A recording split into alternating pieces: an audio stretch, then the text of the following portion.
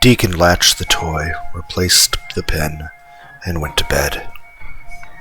Just a few hours later, Deacon woke to a sound he knew, but couldn't place, wanting nothing more than to go back to sleep, but knowing that it was not going to happen until he knew what woke him. He forced himself out of bed to investigate. Nothing was out of place in the bathroom, so he headed down the hall toward the living room. It was empty and dark except for the bright blue light from his laptop battery. It flashed its low power warning off the amber-colored glass, off the broken beer bottle, which lay in a pile between the couch and the coffee table. Looking at the mess, he realized what had woken him. The sound of the glass breaking. But how it had happened. Even if the bottle rolled off the couch, the distance was short, and the floor was carpeted. It shouldn't have shattered. As he stood there trying to think of a reasonable explanation for the beer bottle breaking, he noticed the empty spot on the coffee table. Where was the jack-in-the-box? The brass latch pin, once again removed, lay next to his laptop, but the toy was nowhere to be seen. He closed his eyes and retraced his last few moments before going to bed. He was certain he'd left the toy here. So where had it gone? Was someone in the house? Had he been robbed? Cautiously, Deacon headed to the kitchen, the only room he'd yet to check.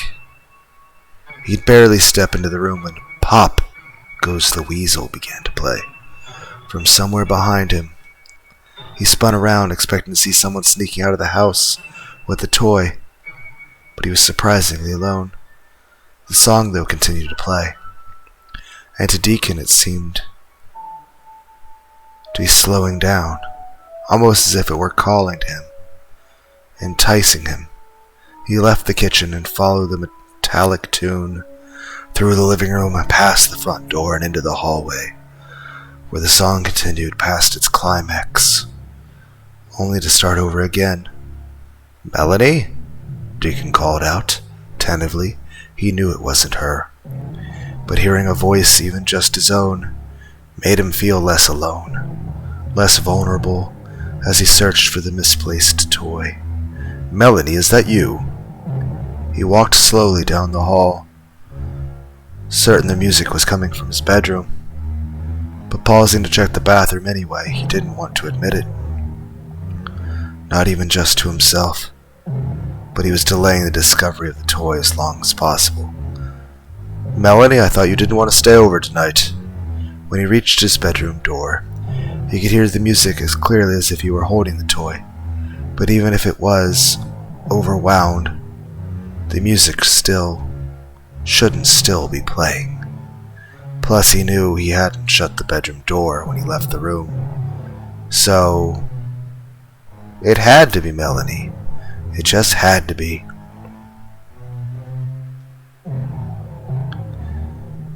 As soon as he twisted the doorknob, the music stopped. "Mel?" He pushed the door all the way open, hoping to see her standing there grinning triumphantly, pleased with herself for scaring him. Instead, he was greeted by an empty room. Empty, except for the jack-in-the-box, sitting squarely in the middle of the bed. A chill ran through him, covering him head to toe in thousands of goosebumps. The jack-in-the-box had not been on his bed. He would have noticed. Melanie had to be behind it. Stepping into the room, he looked behind the door. In the closet, behind a large cardboard cutout of Superman, and even dropped to his knees to look under the bed. But despite his hopes, they were all empty. He was pushing himself off the floor when the jack-in-the-box began its serenade yet again. It was so startling that his hand slipped and he landed back on his knees next to the bed. "Son of a..." The music picked up speed, making Deacon's heart skip a beat. "Stop!" he whispered pleadingly, reaching out to halt the crank. Before he reached it, though, it stopped. one note before the pop. Laughing in nervous relief, Deacon sighed and dropped his head on the edge of the bed. He had never been so relieved or felt so stupid. He stared at the box and couldn't believe that he had let paranoia get to him. It was only a toy. Nothing but wood and metal. Nothing vicious. Nothing to be afraid of. While he knelt there berating himself for the single note announcing Jack's arrival chimed. The metallic ping was like a gunshot in the silence, and as he raised his head, the monstrous toy sprang from its hiding place, its long spindly arms reaching out for him. This time Deacon screamed and threw himself backward, landing on his backside as Jack continued forward, the momentum carrying the toy off the bed where it landed between his legs. "Holy crap! Wow, I'm a terrible voice actor." He cried angrily, not sure what he was angrier at, the toy or himself for hearing it. It was very old. There were kinks and loose parts. Things. Why am I imagining Vegeta during the Team 4-star thing? When he's like, Goku's going Kaioken. No. I don't know. Things that surely needed to repair at hell. The spring alone was in desperate need of oiling. He knew it was desperate grasp of logic, but he didn't care.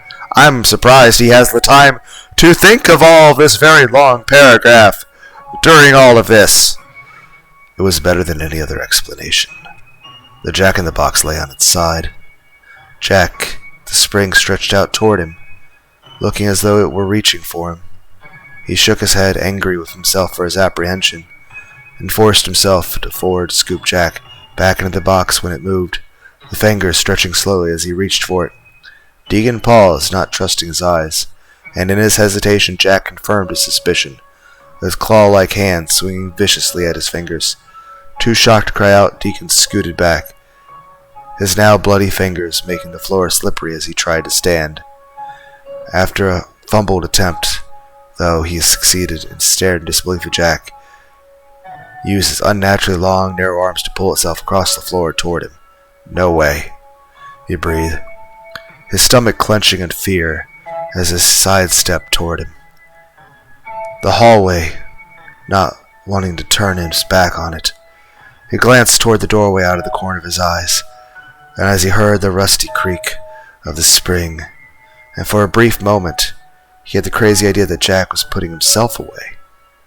But when he looked back, Jack was airborne, launching itself toward him, using the force of the spring to push its body forward and dragging the heavy box along. It landed just a few inches short of Deacon's bare feet, and in his panic he kicked it, intending to send the awful thing flying across the room, hoping to break it. Before his foot even came into contact with the toy, Jack lashed out and grabbed onto his ankle, digging its sharp fingers into his skin. Deacon shrieked in pain and began to kick wildly, but instead of tossing the toy off, it seemed to energize it, and Jack's clawed fingers sought purchase higher up his calf as it sank its ragged teeth into its skin. "Get off!" He continued to thrash his leg furiously until his foot made contact with the heavy wooden box, and he felt at least 2 toes crush instantly. The pain was nauseating, and Deacon reached out, down to rip Jack off his leg. When the hands wrapped around his dry, thin body of the toy, he could feel the fierce, raw strength that flowed through it despite its apparent delicacy.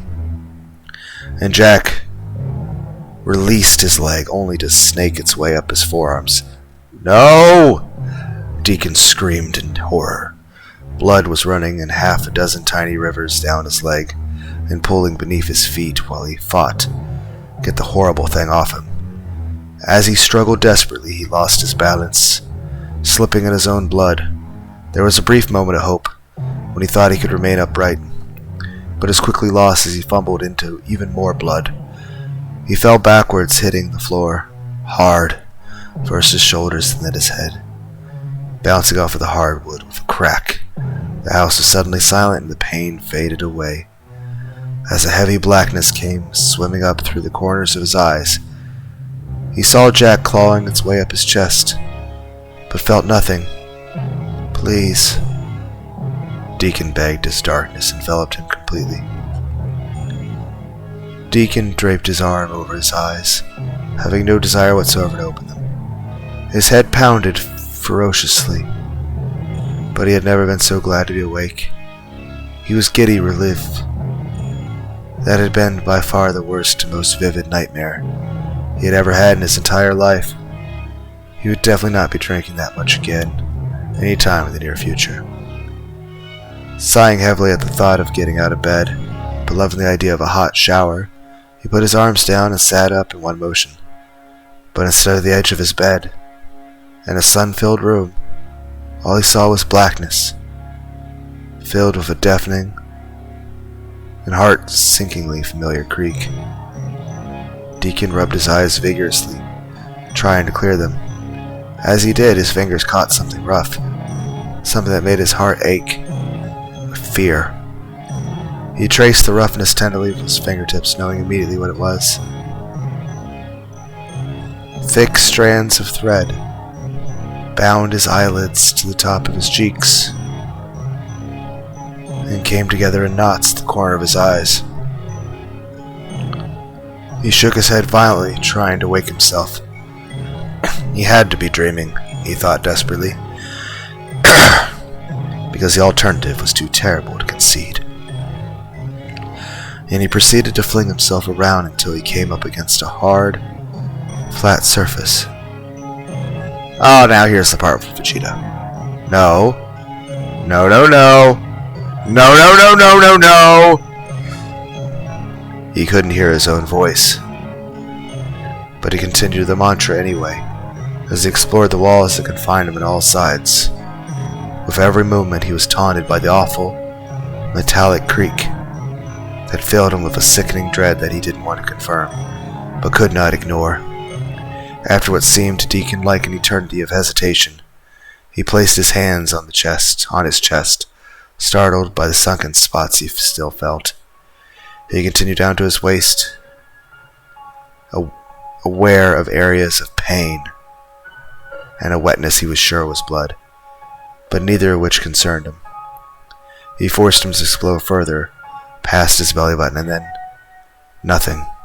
No more flesh and bone. Nothing but a cold, downward spiraling ring of metal.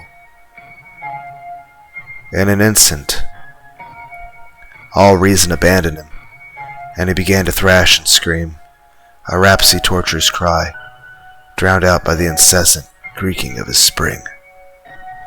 By Absinthe Rose.